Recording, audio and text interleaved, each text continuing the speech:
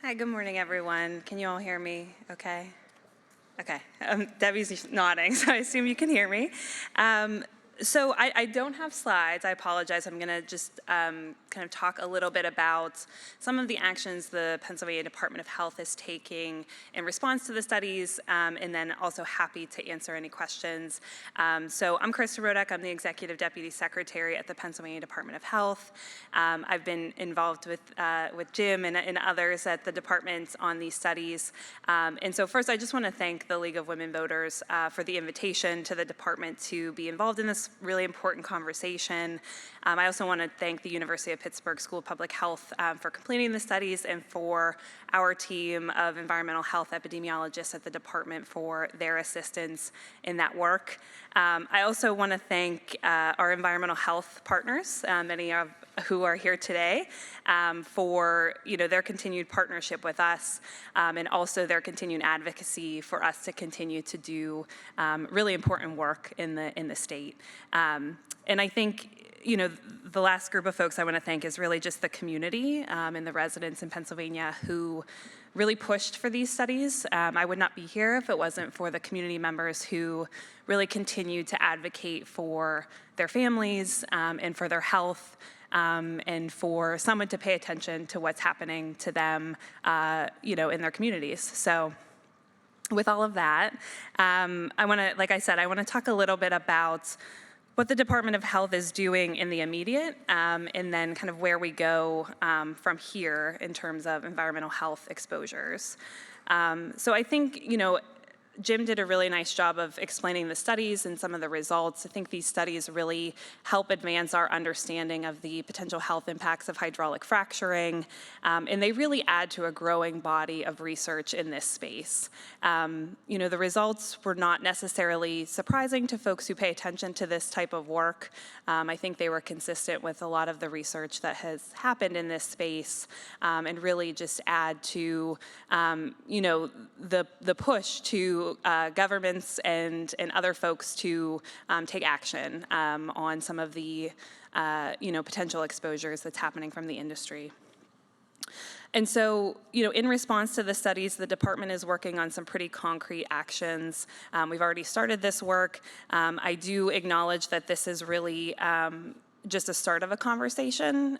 For us, it's really, we thought of some things that we could do quickly, and that we thought needed to be addressed immediately, but we also understand that we're playing the long game here, and there's continued need for the Department of Health to continue to raise these issues in all of our spaces that we sit at.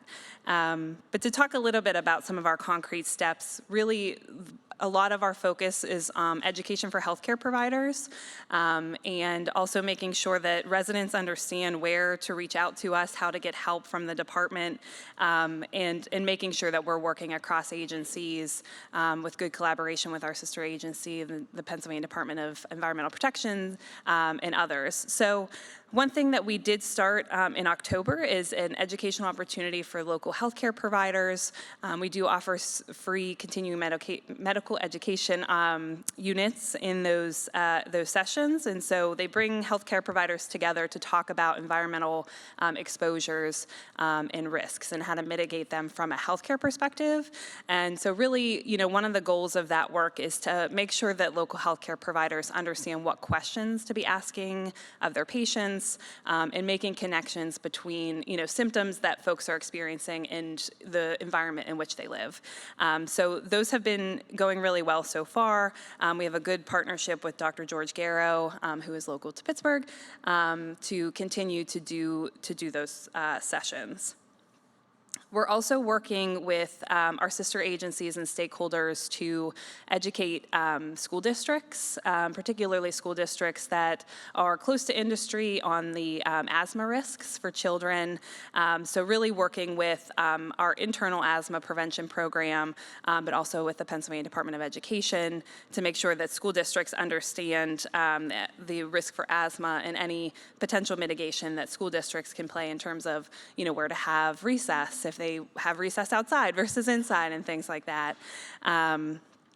And then, you know, the other big piece I think that we wanted to make sure that we addressed in response to the studies is making sure that residents have an understanding of how they reach the Department of Health to relay their health concerns. So we do have an environmental health epidemiology team that works with residents that can do, you know, surveys with residents to understand what's going on with them and try to offer resources and recommendations for how to help them with any health impacts that they're experiencing. So we have added a new feature to our website that helps streamline those requests to come in. We're also working closely with the Pennsylvania Department of Environmental Protections, who receive, you know, thousands and thousands of environmental health complaints, to make sure that those get to our team who can handle kind of the health side of those complaints. And then lastly, to talk about a little bit more about, you know, next steps in terms of research, we are conducting a new review of the literature in this space. So taking another look and being able to complete a literature review of like I said, the growing body of research in this space, and then being able to provide those updates to healthcare providers and the public.